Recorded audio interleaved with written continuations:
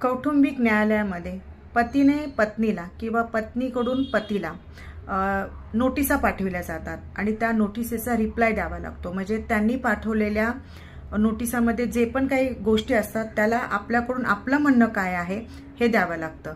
परंतु बऱ्याच वेळेला काय होतं ना की घाईघाई करतात. म्हणजे पतीकडून पत्नीकडे रिप्लाय देण्यासाठी किंवा पत्नीनं पतीला नोटिसामार्फत रिप्लाय देण्यासाठी खूप घाई होते आणि ह्या घाईघाईमध्ये आपण चुकीच्या पद्धतीनं रिप्लाय देतो, त्या समस्येला उत्तर देतो. त्याच्यामुळे आपल्या प्रकरणाची ही कुठेतरी आपल्याला न्याय मिळण्यासाठी अडचण निर्माण होऊ शकते. तर रिप्लाय देण्यासाठी घाई करू नका. जास्तीत जास्त काय होईल की तुम्ही रिप्लाय वेळेत न दिल्यामुळे तुम्हाला एक 501 रुपयाचा दंड होऊ शकतो. परंतु चुकीचा रिप्लाय दिल्यामुळे तुमचं पूर्ण प्रकरण हे तुम्हाला खूप अडचणीचं होऊ शकतं. म्हणून रिप्लाय हा योग्य, चोख आणि व्यवस्थित कायदेशीर द्या. वेळ गेला तरी चालेल.